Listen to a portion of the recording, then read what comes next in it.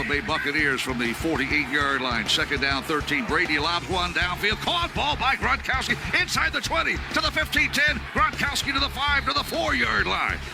Holy guacamole. Third down, 18. Dropping Gannon, looking Gannon. Throws up the middle. It's intercepted at the 40. Derek Brooks 30. Brooks to the 25, 20. Derek Brooks all the way. There it is. The dagger's in. We're going to win the Super Bowl.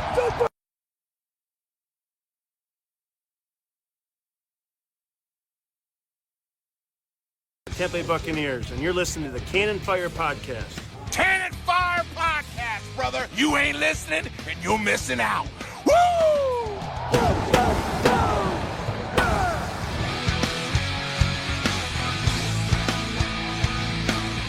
Welcome back, ladies and gentlemen, to a brand new edition of the Cannon Fire Podcast.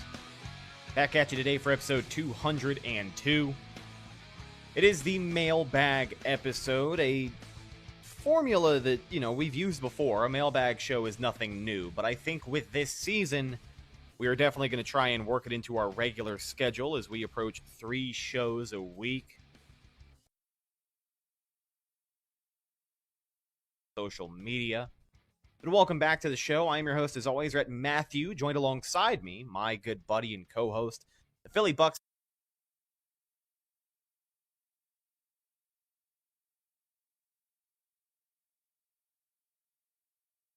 And the Ravens last night, and a crazy game, but it finally feels like football is back in full swing. So let's ride. How do you think James is feeling with his fantasy team right about now? What were his quarterbacks again? He had Ryan Fitzpatrick as his starter. I think Zach Wilson and Derek Carr on his bench.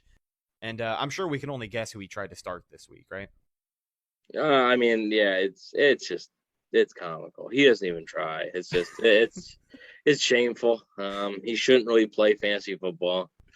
He also had Jamal Williams on his bench, and he was bragging to me that Jamal Williams got 30 points, and I was like, okay, he's on your bench, so why are you bragging to me? He's like, oh, I know, but it's it's great because it's good strategy for me because now I know I can start him next week.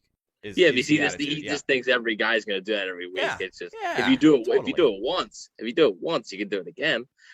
So now, he's going to start Derek Carr when Derek Carr's going into Pittsburgh against the Steelers defense. So that'll be fun. Well, his starting quarterback, Ryan Fitzpatrick, went down with injury. The Washington football team actually placed him on IR today. That's why a good thing he has 3. Yeah, it is a good thing he has 3. So I guess it was a little bit of a contingency plan there from him. So, I mean, in a way, I guess we have to kind of give him his props on that one. I'm But not giving him any props on that, but and then he's also going to have a rookie, Zach Wilson, who just lost a starting tackle. So that's always a positive. You when a rookie loses his starting tackle, that's when you got a keeper. So. Oh man, well with Fitzmagic going down and Washington putting him on the reserve today, let's talk about some more injuries, but this time regarding the Tampa Bay Buccaneers. Sean Murphy-Bunting. We saw him exit the game in the first half against Dallas. He was diagnosed with a dislocated elbow. The Bucs put him on the IR, which we know is a minimum of 3 weeks. When asked about it, head coach Bruce Arians had a very interesting quote that I wanted to get your 2 cents on. The way he put it is that SMB is either going to miss 4 weeks or the rest of the season. Now, between you and me, I don't think there is a chance he misses the entire season. But when Bruce says something like that, is he just covering his ass just in case he misses more time than we expect? I think so. I mean, I don't really expect him to miss the season either. So Bruce Arians is basically saying, I thought the quote was super weird. Right. He can either come back in 4 weeks, which is going to be basically the minimum time, or he's going to miss the whole season. There's okay, that tells me nothing. That literally tells me nothing. I think that was just Bruce's way of trying to get out of the question and not give a specific date. I'm sure they know, they know what, and he said they have to get more stuff done. They're going to figure out in 2 or 3 days. You already know that stuff. Your medical teams are second to none. You already know that stuff. They know what it's looking like.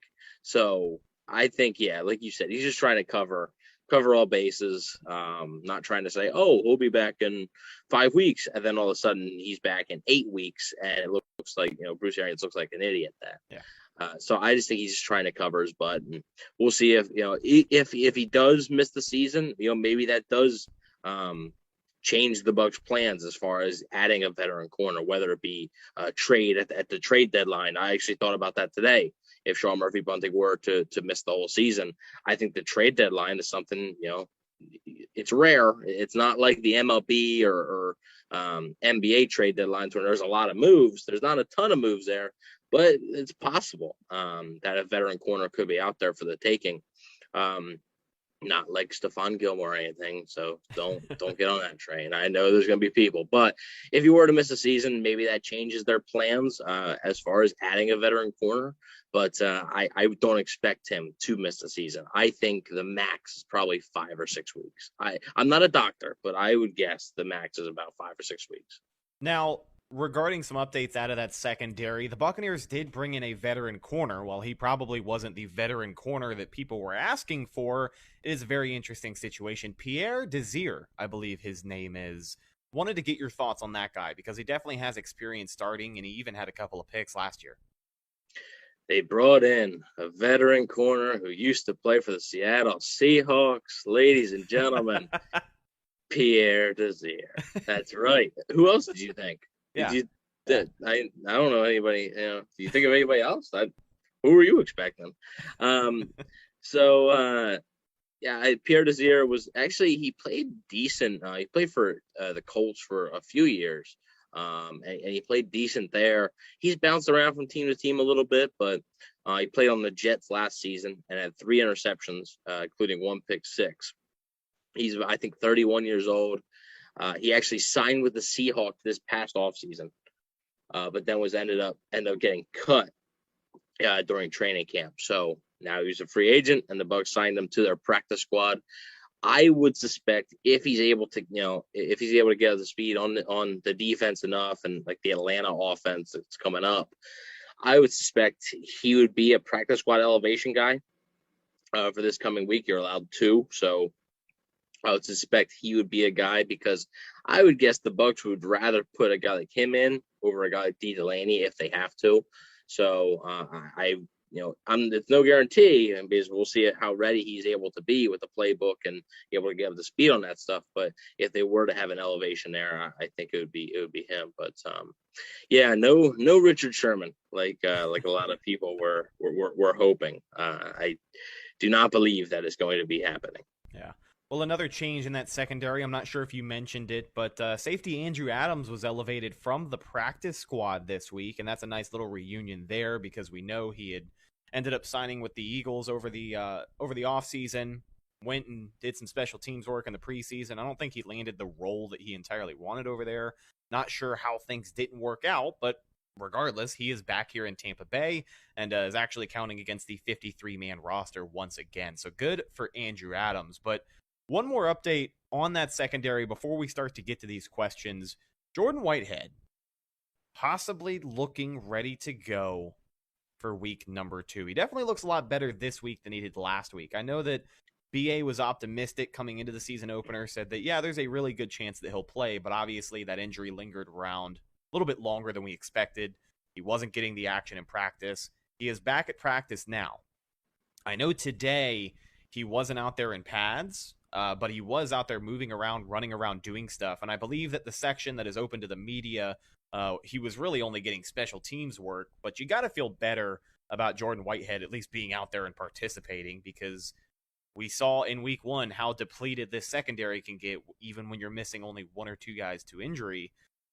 This is a unit that wanted their props. I think Carlton Davis had a really good game, but beyond your initial starters, there's not a whole lot of comfort in this secondary. So good to see Jordan Whitehead out there. Do you think he's going to be good to go for week 2? I think so, just because, Bruce Arians said he's like 90% sure that Jordan Whitehead will be able to play. He said that, I think, almost right after the Dallas game. I still believe that if that Dallas game was on Sunday, Jordan Whitehead would have been able to play.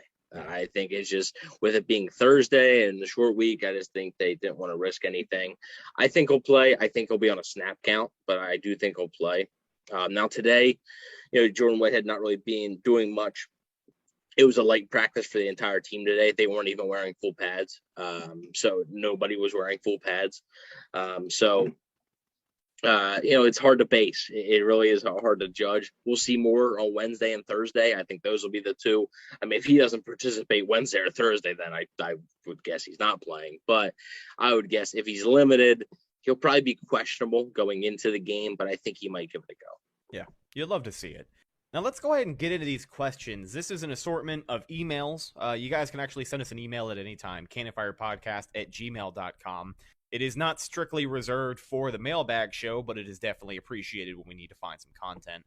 We also throw some stuff up on Instagram and Facebook, Twitter, all of that, question and answer type stuff occasionally. So go check us out there at Cannon Fire Podcast. Best place to go for updates on the show. And of course, Buccaneer news as it happens.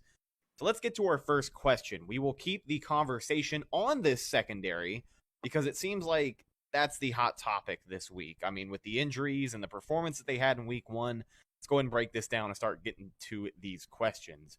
J_Maya on Instagram, who also has a YouTube channel, Bucket With You Girl, if you guys want to check her out. Gave her a shout out on our community tab on our social media. She is just, getting her channel up off of the ground, so make sure you go check that out. But she brings us this question. Should we be concerned for the secondary if they have a repeat performance against Atlanta? Now, with what we know about Atlanta, I know it's only been 1 week, and it's, week 1, the day after is usually overreaction Monday. But let's talk about Atlanta and let's talk about the secondary. To answer your question, J. Maya, if the Bucs have a repeat performance against Atlanta, I'm worried about a lot more than just the secondary on that defense because Atlanta is dog water. And there is no way, in my opinion, that Matt Ryan should be able to move the ball like Dak Prescott was able to do on Thursday night. We talked about how Dak and that receiving core of Dallas is a little bit underrated. That offense is probably going to put up some great numbers this year. I don't see the same for Atlanta. And with that being said, I think if we have a repeat performance against Atlanta and the defense gives up 450 total yards, I'm going to be pretty concerned. I don't know about a repeat performance. I mean, if it's a repeat, sure, but I do expect Atlanta to get yards, get points. Calvin Ridley's one of the best in the league. Kyle Pitts is still, I was like, Kyle Pitts, whatever. He's unproven, and we know he is. And he wasn't like a big factor, but he still is somebody you have to account for. And Matt Ryan's a veteran quarterback. He's not going to make the dumb mistakes. He might make some mistakes, but he's not going to make them dumb, boneheaded mistakes that would really cost you a game. The avoidable stuff. Yeah, he's going to take the safe route. He's going to play it safe. He's going to try and put his team in the best position to win, and he's not going to have many turnovers. You're not. Like the Bucs did not have an interception off of Matt Ryan last year. They won both games, but they did not have an interception off of Matt Ryan. He just doesn't really throw a lot of them. So he's going to take care of the football, I think. But yeah, I mean, if it's a repeat performance, yeah. If it's like the same exact thing, just because the biggest difference is the Cowboys' offensive line is still decent, while the Falcons' offensive line is probably a bottom 6 or 7 unit in the league with a bunch of young players. And I just think the Cowboys had a great game plan, right? But the game plan also helped with their offensive line playing really well. I think even if Atlanta comes out with that same game plan and the Bucs are still playing a little passive, I just think there's going to be some spots where the Bucs pass rush is just going to be able to get there against Atlanta where they couldn't against Dallas. So, yeah, I would be concerned if it was a repeat performance, but I also wouldn't expect a total domination just because Atlanta scored 6 points last week. They're going to be plenty motivated to go out and actually score a touchdown. Yeah. No, I think if that first half, even if it's a first half where the Falcons are moving the ball pretty easily, I have enough faith that the adjustments made after the half are going to be enough to really slow them down because in my opinion, I think that's where the Bucs are going to win a lot of their games this year is the second half. But I don't know, man. Like with Atlanta, their offense, Matt Ryan can sling it, but I just do not think that they're going to be able to do a whole lot to this Bucs secondary this week. Even with the, missing Sean Murphy-Bunting, Ross Cockrell kind of stepping up in there. You don't know if it's going to be Mike Edwards or Jordan Whitehead predominantly, but I just like to believe that If they put up over 400 yards on the secondary, then something is wrong. Because even though Atlanta has an offense that can move the ball, I don't know, man. I don't see something like that happening. So I would definitely be concerned if it's a repeat performance. Let's make that very clear. If it's a repeat performance of what we saw against Dallas, we will be concerned. But I do not think it will come to that point. I don't think Evan thinks it'll come to that point either. But of course, we have to wait and see. And we'll get more information on Atlanta with the game preview a little bit later this week. Now, another question regarding this secondary comes from Josh.Young on Instagram. And this has to do with the Falcons offense. We won't go into too much detail because, like I said, we do have the game preview coming up, but it's worth mentioning. Is the Falcons offense bad, or do we expect a similar pace to last year? Because let's not forget, when the Bucs played in Atlanta, they found themselves in quite the hole in the first half. Luckily, they were playing the Falcons and were able to dig themselves out of it to get the win. But, you know, I talked about not expecting Atlanta to be able to move the ball on us, but let's face it, Matt Ryan finds ways to make it happen, and he usually does, even when Atlanta sucks that year. Their offense is usually pretty okay at moving the football. But what do you think? From what you saw, week one, you really didn't see very much. 6 total points for Atlanta, and Matt Ryan was just, I think I saw a tweet that said, like, Matt Ryan would have been safer in the parking lot that day than he was on the field. What do you think of this Falcons offense? Are they really going to be able to move the ball on us like that? So, I mean, yeah, people forget that the Falcons put up exactly 27 points in both matchups last year versus the Bucs. So the Falcons also only won 4 games last year, despite having that really good offense. Okay, the Falcons offense isn't that bad. It's not as bad as what they showed on Sunday against Philly. It's not. It's definitely not as bad as their defense. But it's also not as good as like it's been in years past, just because the offensive line just looks like a complete mess. That's the biggest thing to me. Their offensive line looked awful. I mean, Philly, the strength of their defense is the front seven. But guess what the strength of the Bucs defense is? The front seven. So I just think it really plays into the Bucs' favor there. The Falcons are, I'm pretty confident. You people can call me a hater or whatever. I'm pretty confident the Falcons are probably going to score a touchdown on Sunday just because they're an NFL team, and that's what NFL teams do.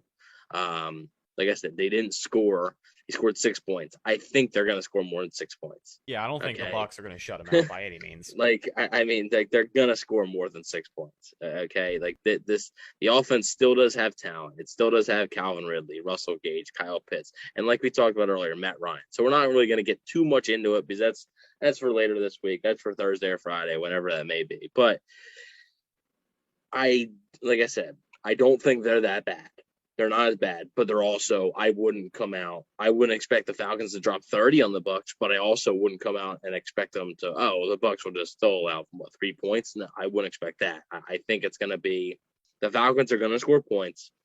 They won't have nearly the success that Dallas had, but they also won't be nearly as bad as the Falcons were against Philly. So, and I think it's really important to mention, you kind of touched on it at a little earlier, but the battle of the trenches this week. I know I was all hyped up about, Zach Martin not being ready to go for Dallas in week 1. I thought these guys were going to eat, but Connor McGovern stepped in there, and you probably couldn't tell the difference between him and their usual all-pro right guard. Dallas has a great offensive line as a unit, aside from just that one Hall of Famer who is on the reserve list that week. Taking a look at Atlanta's offensive line, I'll say it again this week, and I mean it much more than I did last week, because let's just face it, I was wrong when I said this on the game preview a week ago.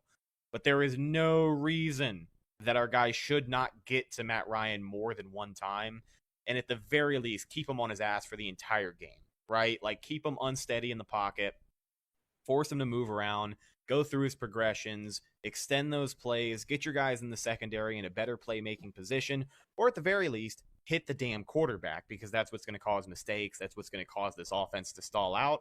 And I think that there is a great chance Tampa Bay is going to be able to do that this week. But that's the huge difference between like Atlanta moving the ball to Dallas moving the ball, because we know Dallas has very talented players at the skill positions, but the offensive line those are the guys that make their money up front, right? To block for Dak Prescott, you have to be among one of the best. And it's been like that in Dallas for years. And we know that because that's how they played in week 1. One more question regarding the secondary, and then we'll move on to some other ones. I just wanted to make sure that, while this is the hot button topic, we get out in front of it and talk about it. Young Cart on Instagram, great username, brings in a question that I think I'm just going to give you the floor for this one because I feel like you get frustrated with these kinds of people. You already addressed them once in the show, but the people who want Richard Sherman, Stephon Gilmore, these big name corners that kind of aren't realistic and probably wouldn't mesh very well with the culture that this young secondary already has. His question is this: why won't the Bucs look at someone like a Richard Sherman as a vet presence in the secondary, Evan? Simply because this isn't Madden, and we're not playing with Monopoly money here. Well, people said that last year, and then all of a sudden we get Antonio Brown, so maybe this is Madden for the Bucs team for peanuts. Yeah, yeah, that's true too. And maybe Richard Sherman would cost peanuts, maybe. Who knows? But as far as Stephon Gilmore, one, you have to trade for Stephon Gilmore, so you have to give up assets. Two, the only reason that New England might be trading their number 1 corner, he wants a new contract. So not only do you have to give up assets, but you also have to pay him the money that you don't have. So are you going to let Carlton Davis walk then and sign Stephon Gilmore? I think people say these things and then they don't think about the repercussions that may happen with them. I'm not saying that a veteran corner doesn't come in, right? We've already seen a veteran corner kind of come in, right? I'm just saying I wouldn't expect it. For one, Richard Sherman isn't what Richard Sherman was 4 years ago. Oh, yeah, no, definitely. He's still a good player, but he's not what he was 4 years ago. And Stephon Gilmore is actually injured right now. So, the trade deadline, I think, is around week 8. Maybe you see the Bucs hunt for a veteran corner. It's not going to be a guy like Stephon Gilmore. It'll probably be a veteran who probably has an expiring contract and is just basically a rental that is going to be there to just try and win a championship and to try and help out. If they add one, I still don't believe they're going to add one because I think Sean Murphy-Bunting will be back sometime this season and they're going to roll with the group they have. But yeah, it's just not going to happen. I know that we said this about, whenever you say that to people, they say, well, you said that about Tom Brady and you said that about Rob Gronkowski and you said that about Antonio Brown. Are we just gonna do that for every single thing now then? Are we going to, the Bucs are gonna trade for Christian McCaffrey, and then I say no, they're not. Got some guys who can't catch out of the backfield. Ronald Jones and Leonard Fournette. That's okay. Exactly. Get CMC in there. Sure, no problem, right? No problem with me. No problems with me. They can say anything, and then you say that's not going to happen. They say, well, you also said this wasn't going to happen, and it did. Can we stop going back to the 3 outliers in this? Right, the 3 very specific situations. Rob Gronkowski and Antonio Brown, especially, were 2 extremely specific situations. Okay, that the cards just fell at the right time. I also want to say, and just put on the record for the reputation of the podcast, for what little reputation we have around here, I don't think you and I ever said that Brady wasn't coming to Tampa. As soon as the report from Rick Stroud came out that the Bucs are going to pursue Tom Brady, I was like, all right, this is going to happen. I was never one of those people that was in doubt. You didn't think I don't think anybody thought it was going to happen. Yeah, right after that report, you didn't think, oh, he's going to be in Tampa. But I was never on this show banging my chest saying he wasn't going to be here. Everyone definitely knew who their target was. Everyone knew, and and we covered it. So you can go back and listen to the few episodes before he signs. You can go back and listen to them; they're available right now. So, yeah, but it's not going to happen. Yeah, it would be nice if you can get Stephon Gilmore for a 5th round pick and then not have to give him a contract extension. Sure. Absolutely. Pay him more voidable years. That's not the situation we're in, Yeah, it's going to start to be, the Bucs are going to have some some cap issues, like they are, and a move like that is what really hurts you. Obviously, Richard Sherman, it'd be a 1-year deal. It would probably be it wouldn't be for a ton of money. I mean, the season's already started, but at the same time, I don't know, like how much does he actually have left? And he has some off-field issues right now that haven't been resolved yet. I feel like he would have been signed already, right? Like Josh Norman, who is terrible, was just signed by San Francisco. And Josh Norman is not good. Richard Sherman is better than Josh Norman, but I feel like there's a reason that Richard Sherman is still available. Do you remember when like Josh Norman was the best corner in the NFL for that period of time? Yeah, like 2015. Carolina. Bucks QBs know that very well. Yeah, right. So it's stop. I get it, right? Like I get it. You always want to, you're looking at the free agent list and you see a name, right? You see Richard Sherman, and then you're looking, they might trade Stephon Gilmore, the Patriots. Oh, it's not realistic, right? It's really, especially the Gilmore stuff. Because the Gilmore stuff, you got to give. He wants a new contract. Yeah, I don't know where people are pulling that out of.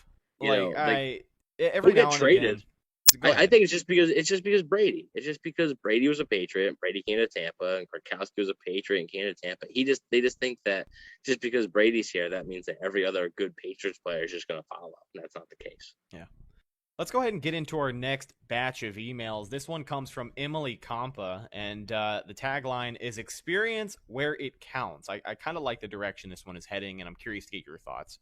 Hey guys, Emily Compa here. Correct me if I'm wrong in saying this, but it's mostly Tom Brady, Rob Gronkowski, Antonio Brown, and guys like Ryan Suckup coming through in the harder games, ? Their leadership and experience is really showing when it's crunch time. As much as I love this team of ours, the way it was before they were acquired was a non-playoff team. I'm not saying we didn't have the pieces to do it, I'm just saying we didn't have the smarts where it counted to break that line between pack your bags and making it to the next level. And this is a really good point, because I think it's important to remember we talk all the time about the ridiculous talent that Tampa Bay has. Like, that's why Tom Brady chose to come here, because of the talent and the potential that these guys have. But I think with the experience factor that you brought up just there, all of those guys you mentioned, aside from like maybe Antonio Brown and Ryan Suckup, but I think they could still be grouped into there. These are just veterans who have been there before, right? Like, if anybody can say they've been there before, obviously Tom Brady speaks for himself.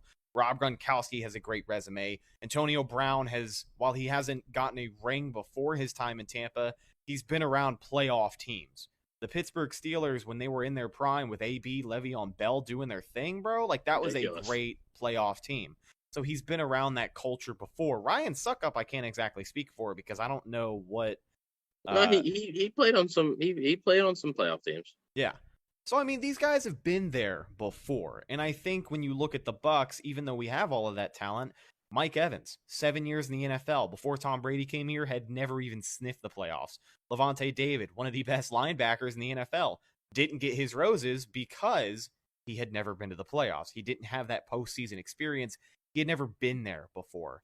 Shaq Barrett, Super Bowl champion, JPP, Super Bowl champion, but some other guys on that defense that you look at just haven't been there before. And I think building a culture like the Bucks have been trying to do these past 2 years starts with surrounding yourself with guys who have been there before.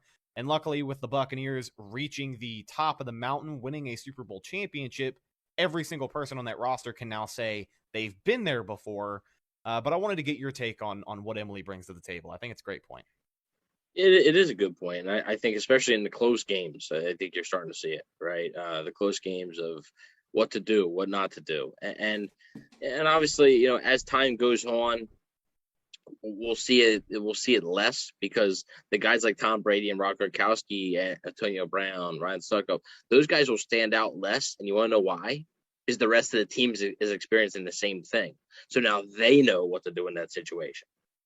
Everybody on that roster now, but obviously aside from the rookies and like Giovanni Bernard, every single person knows what it takes to win a championship now.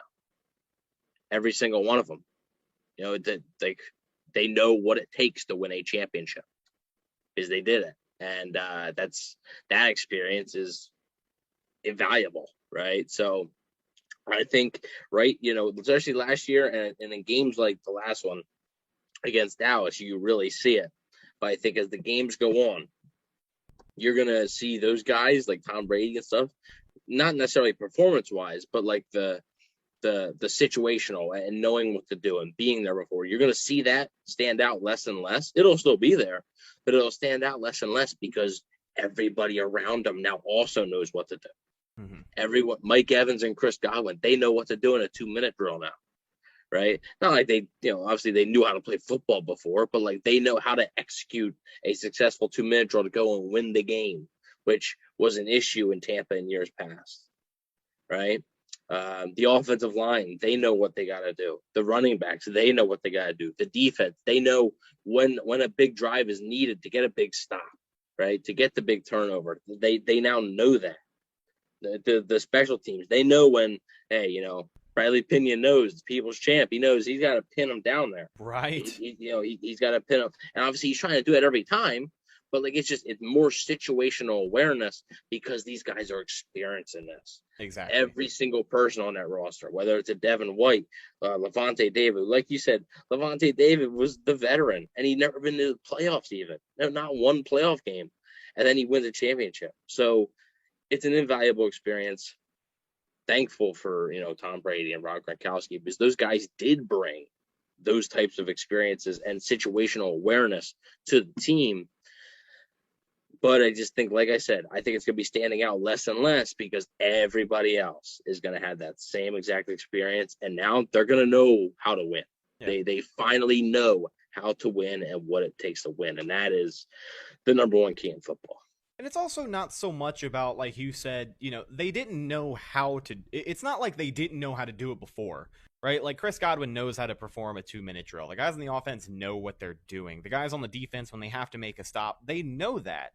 But situational awareness combined with like these expectations for yourself as a player, I think is what factors into this. When you've been there before and you know that this is what's expected from you, you're not going to get off of the field unless you meet those expectations. Like if you're on defense and, the Cowboys are driving, let's just say let's flip the situation from the end of the game, right? The Cowboys are driving, they have a 2-minute drill, kick a field goal, they win.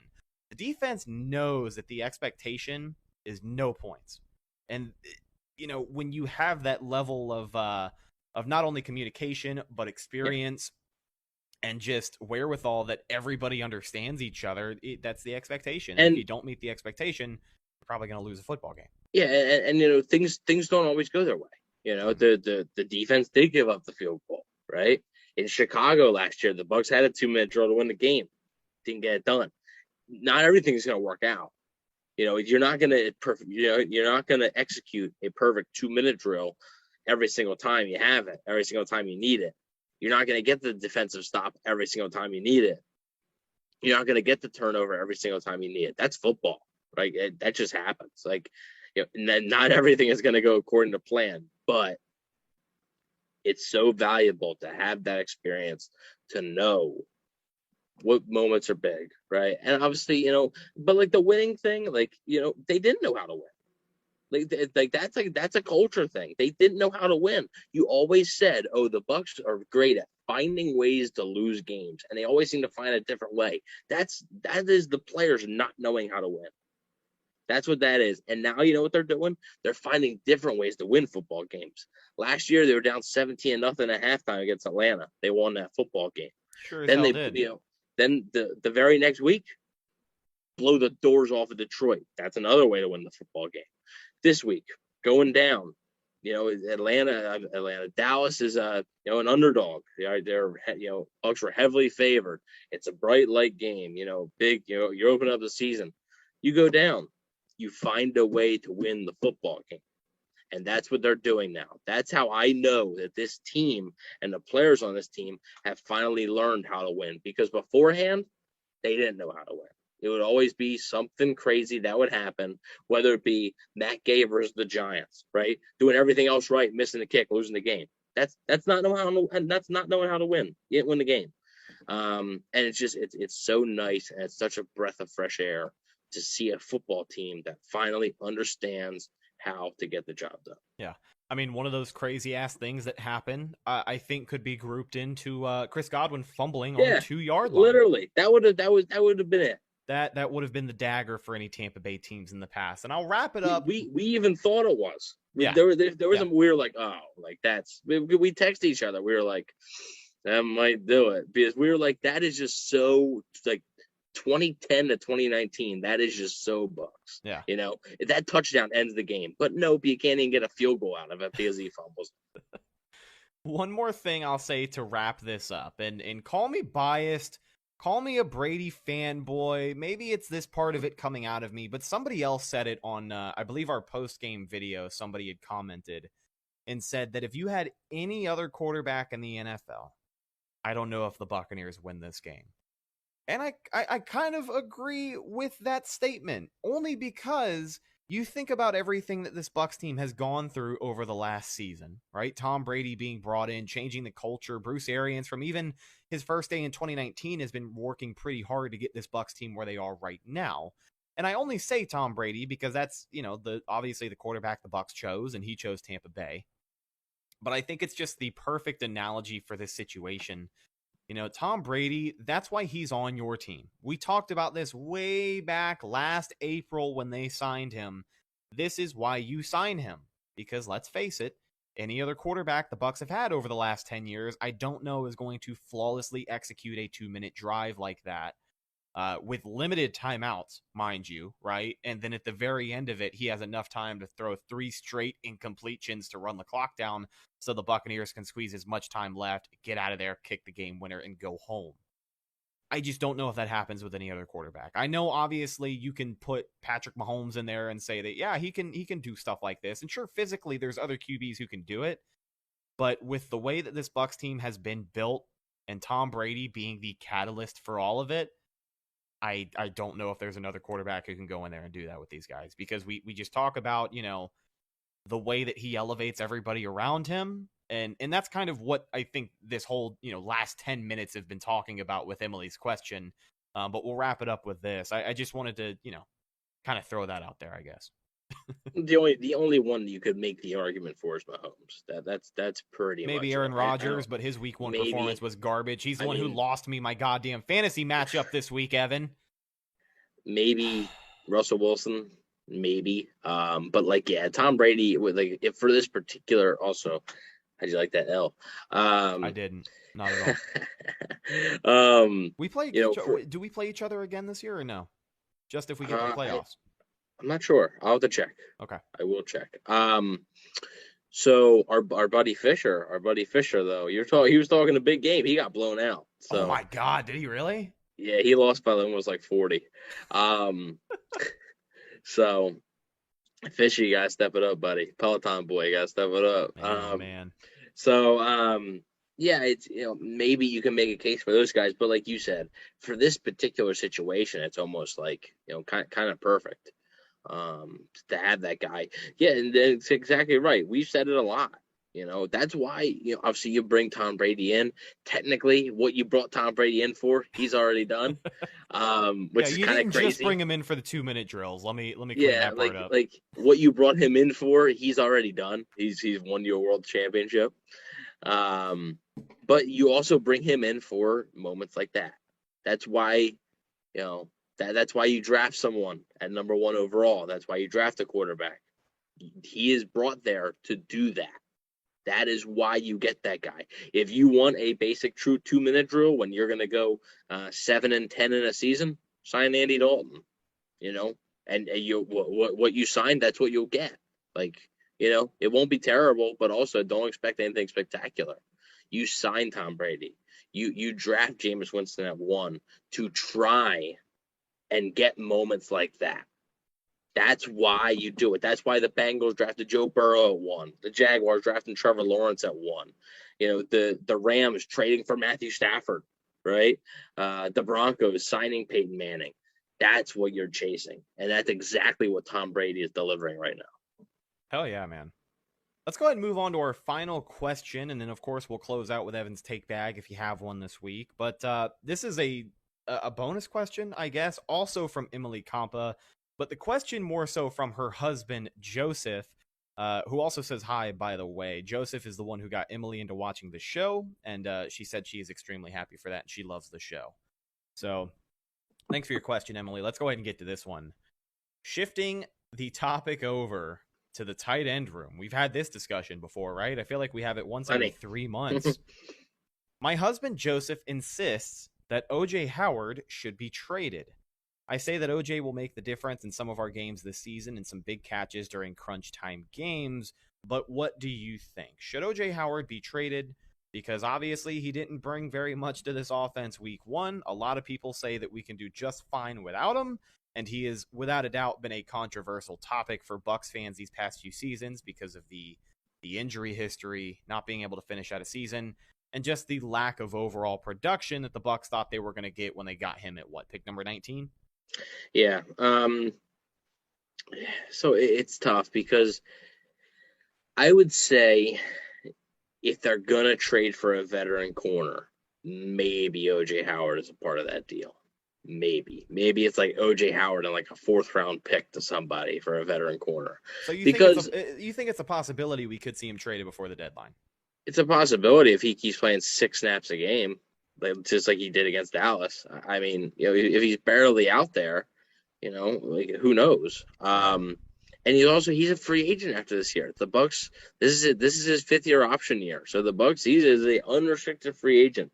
So if the Bucs decide, hey, we're probably bringing Gronkowski back, we can just bring back Cameron Brate and just let Howard walk. Why not try and get somebody who can help you in another area at the trade deadline? Get some more value for it now than you could at the end of the season. Well, yeah, because obviously at the end of the season you can't trade him at all. So, and right now his value is even little, which is why you got to package it with a draft pick. But it's just a little sweetener there. So maybe they do determine that. I'm not saying they will. And I still think OJ is a good player. I do, but gotta get on the field, man. Gotta get on the field and limit the mental mistakes. I think that's been a bigger issue than the actual injuries. Even he'll have some decent plays, but then he'll just have one boneheaded mistake that you're like, can't happen, and it either results in a turnover or it's a key drop or it's a key missed block. He's so close to being so good, but he's not there yet. The Bucs are trying to win now. They can't wait for him to get there. So if they determine by week 6 or 7, like, hey, Howard ain't gonna work, let's start, and let's say Sean Murphy-Bunting is gonna miss a little bit longer, right? Maybe they say, well, we can maybe call this team up who needs a tight end. I might want to take a flyer on a young guy like Howard in their offense, and we can ask for this corner. Maybe something like that happens. That's the only trade scenario I would see. I do believe there has been attempts in the past to trade O.J. Howard. They've always had a pretty high price tag on him. That has not changed. Obviously, now the price tag will be probably a little bit different because of his injury history and stuff, and now him being a free agent after this year. And at the trade deadline, you're not going to get a huge deal involving first-round picks and this and that. That's more of an off-season thing. But I could see O.J. Howard traded. I don't think it's likely because I think the Bucs truly want to give him a chance like this whole season. But I could see a world where O.J. Howard is traded. It wouldn't be. I really don't think it would be for like just a 5th round pick or something. I think it would be Howard packaged with a draft pick to get somebody that can help right now. Yeah. And as much as I hate to say this about the guy, because he is my my impact player of the year, comeback player of the year, most improved player of the year, yeah, whatever. breakout player of the year, whatever. Well, my breakout player's been off to a great start, Jamel Dean. So.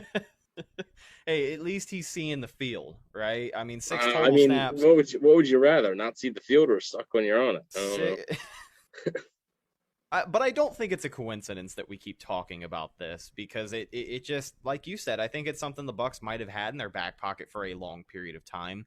Now, has his price tag, according to the rest of the league, steadily gone down over the last 2-3 years? 100%. But also, the Buccaneers have spent all that time kind of waiting around for him to get healthy and potentially do the things that they drafted him to do. Now, with what we have seen from Rob Gronkowski, I don't think there's any questions about his health or what kind of shape he is in after week 1, putting up damn near 100 yards and 2 touchdowns We know that Cam Brate is a more than serviceable guy. I think the Buccaneers can fill in that third tight end spot with somebody else that they've had. But it's a shame. It is a shame. But hopefully we'll kind of find out. I think the future of O.J. Howard, you brought it up, is a little contingent on the status of Sean Murphy-Bunting by the time week 6, week 7 rolls around and that deadline starts to creep up on you. But definitely a very interesting situation to keep an eye on. And if you guys have any comments at all about anything regarding these questions that we were submitted or anything we've talked about on the show today, make sure you leave them down in the comment section below if you're watching us on YouTube. We will respond to them, probably read them and laugh at them, but we love having you guys comment, and you're a great part of the show. We love having you here. Now, the newest segment on the show that we choose to close every single week with is Evan's Take Bag. And Mr. Wanish, the floor is yours, my friend. There it is. For the YouTube audience only, you get to see the actual take bag. So right, if every you're single listening... time we do a take bag, there's like 10 seconds of awkward silence for the audio people, and they're like, what the hell? If you want to see what the take bag looks like, it's spectacular. Trust me, folks. It is marvelous. It's pretty mind-blowing. It is. If you want to see what it looks like, go ahead and check it out on YouTube. Oh. Anyways, we're not really a whole lot of Buck stuff. I don't think I'm getting Game Pass. They added all 22 back. Oh, they did? Wow. We got an update, folks. Well, I don't know. Minimal clap, because apparently they changed some stuff and now it's like worse. Oh no. So it used to be you're able to jump from, like, you're able to pick a certain play to watch. Now apparently you can't do that anymore. You just have to watch the whole game and then rewind. Yeah, like you can skip ahead or anything, like you can do that, but like you can't pick a particular play. Some people have reported like they're watching film, there'll just be like a black line right in the middle of when they're watching it. I'm like, yeah, I'm not. And a lot of people are like, yeah, it looks like I just wasted $100. So I was like, yeah, I'm not doing man. So I will not be getting, until some things change with all 22. I will not be getting that. That sounds brutal. So for first off, you don't even have all 22 to start this season, and then once you do get it, you take some stuff away. And like, come on, like, are you kidding me? Sounds like Madden, honestly. I mean, I don't know how much a little bit. I mean, them taking features out of Madden, but they tend to do that after telling you it's going to get better for a long time. Yeah, I mean, we've had this conversation before about Madden, but I mean, Rhett gets really, really angry about Madden. He takes his sports video games, particularly Madden. Listen, buddy, if you serious. don't, I'm just here to tell you right now, just as a little disclaimer to anybody who's listened to the podcast up until this point, we deserve better. EA Sports should not be the exclusive license holder for the NFL and video games. I believe other companies should be allowed to produce 11-on-11 simulation football, because the last time that happened, EA Sports had to buy out the competition because they knew they were going to get their ass whooped, because to this day, ESPN NFL 2K5, a game that was only $20 at launch, is still better than Madden 22. I think the expectation should be raised, and I think we deserve better as football gamers, because I'm tired of playing an almost 20-year-old video game if I want my simulation fix, Evan. That's why I'm upset, and that's why I get so angry about it. When's the last Madden you bought? The last Madden I bought was Madden 18. I got it at the midnight release at my local GameStop. I got the GOAT edition. Got my MUT team rolling very early, and then got bored because I don't like Ultimate Team. It's too much of a grind unless you spend money. And I played through the long shot mode because I think that was 18 was the first year they had long shot. It might have been, yeah. I think so. And like there wasn't very much special about it. I remember I kind of enjoyed it because I played online. I played the hell out of Madden 16 and 17. Like, I think you remember my Madden phase. I had Madden highlight videos. But I mean, even in the grand scheme of things, as much as I enjoyed those games competitively, I go back and I play them now, and it's like, this isn't simulation football. You know what I mean? Like, this isn't animation-based football. Can work to a degree, but not in the way that Madden tries to present itself. And, I can go back and play Madden 16, and I feel like I'm playing the exact same game as Madden 21 or 22 on next gen even. Like, it just, for me, I know the technology was very different, but when I was growing up, like, I went from Madden 03 to 04, and I remember 05 came around, they introduced the hit stick, right? That was a huge deal. I remember Madden 06 came around. They introduced the QB Vision Cone. That was kind of a big deal. Even though I didn't use it, it was still a cool new feature. Every single year, their franchise got better. I don't know if you played the old PS2 Madden franchises, but they used to have something called the Tony Bruno Show. And Tony Bruno would do a weekly radio show talking about players negotiating for contracts, who won big that week, who got their ass kicked. Like, I remember he talked about Michael Strahan was negotiating with the Giants for to be the highest paid NFL defensive player at the time. And, you know, training camp is coming up and we're just going to have to see what happens. But he's ready to play no matter what. Like, these are all things that I remember from my gameplay experience because I couldn't find it in other games. And then Madden nowadays, bro, like, I've played franchise mode from Madden 18. I played it in 19. I didn't play Madden 20. I skipped that one. I have been playing Madden 21 on next gen. Madden 22, I played franchise in all those, and it's just it's the same thing.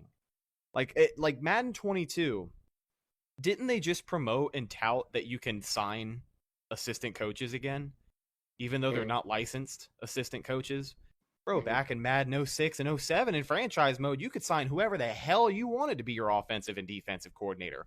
All licensed names, all different playbooks, all had different effects on your team. Let me wrap up this rant by saying this, because I've been going on for way too long about football video games, but like, the expectation for Madden is just so low that it's insulting to the player base and the people who still legitimately care about Madden. Like, they are just consistently made fools of. I don't know if you watched Lil Dicky and Marshawn Lynch play Madden 22, Cowboys versus the Bucks, but there is a blatant edit in the video where Marshawn Lynch got tackled as Leonard Fournette. Leonard Fournette laid down on his back and then, like, stood back up, broke the tackle, and then the play was whistled dead. And in the broadcast, there is just this awkward-ass edit where they black the screen out, and then they show Marshawn Lynch's reaction. They show the girl who was hosting it, whose name I forget right now, but she said something, and then boom, we move on. Like nothing ever happened. I think they just think we're idiots, and we deserve better from our video games, because you look at the state of every other sports video game right now.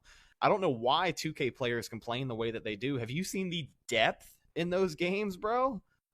Like, come on, dude. I just... let me take a deep breath.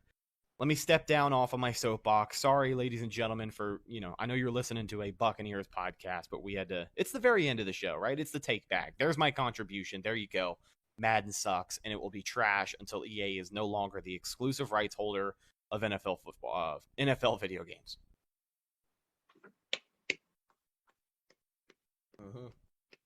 Thank you. Thank you. Yeah, you need to take a drink after that. Yeah, I did need a sip of my drink, yeah. That was like 4 straight minutes of just... I could go for 30. I could probably start another podcast just talking shit on Madden every single week. Oh, man. Well, I guess the last thing about the mailbags would be pretty quick. Don't worry about Mike Evans. Whatever. Like, oh yeah, I saw a lot of people freaking out. He had more catches and more yards in this game than he did in Week 1 in New Orleans last year. Still got 1,000 yards. Relax, okay? Chill out. He had 1 catch for 2 yards in New Orleans last year. Yes, it was a touchdown, but it's 1 catch for 2 yards. This year, he had 3 catches for 24 yards. Relax. 3 times the production already, man. He's gonna get his. Relax. That ends it. That's we got a bonus because we also got Rhett's whole. I mean, just Rhett basically a breakdown of the entire Madden franchise. I'm sorry. I apologize. No reason to be sorry, but like, whew, man, we should call it like the Madden minute or something. I might take that clip and turn it into something else, because like, yeah, dude, I could go on all day about Madden. And there's other YouTube channels that do. If you guys want to check it out, I think Ryan Moody is one. Ryan Moody 21. Set the Edge just talked about it before. Sports Drink TV does a lot of videos about the decline of the Madden franchise. If you have the spare time and you're interested in stuff like that, make sure you go check it out, because those guys do a way better job of breaking it down than I could. But the state that NFL gaming is in nowadays is in shambles, and I do think that we deserve better. One more thing I will say regarding the Mike Evans tidbit. I like that you brought that up because I know that like even I was asking myself after that first game, like Mike kind of looked out of it. And I will say that some of the targets he did get, he did kind of look not entirely ready, but also let's just chop that up to week 1 football, right? Mike Evans is going to get his this season. There are going to be games where the defensive coordinator for whatever team they're about to go up against probably spent a lot more time in film talking about how to slow down guys like Antonio Brown and Chris Godwin. Yes. To where Mike Evans isn't going to have 2 to 3 guys on him the entire game. Because it seems like most of the times when we see Mike Evans... He's double teamed every play. Exactly. Whenever we talk about Mike Evans not having a huge day, it's because there were just guys on him the entire game. So hopefully... Yeah. There will be games where Chris Godwin has 3 catches for 20 yards. Like there will be games where Antonio Brown, you don't even remember if Antonio Brown played. Like there will be games where Rob Gronkowski doesn't have a catch. Like those games will happen.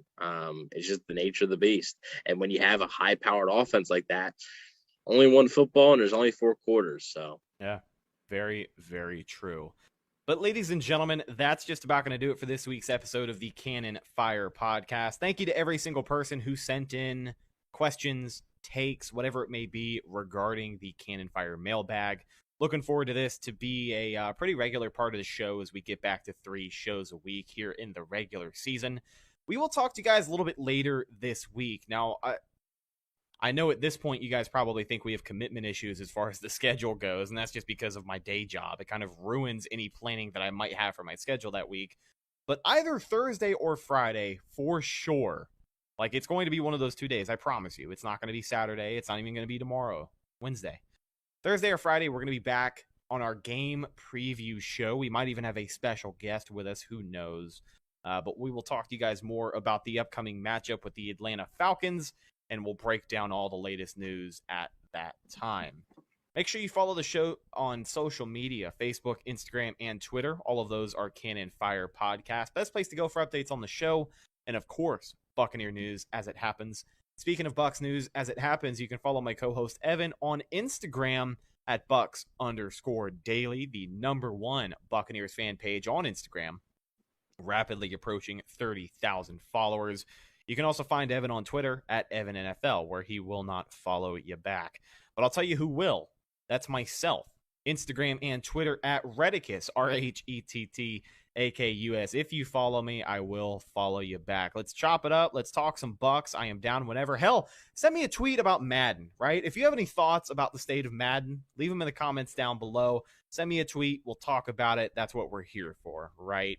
Thank you to everybody who checked out the show this week, and thanks for listening to this episode of the Cannon Fire Podcast, brought to you by our good friends over at betonline.ag.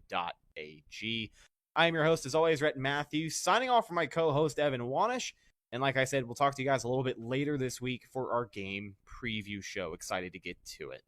We'll talk to you next time. Until then, and as always, go Bucs.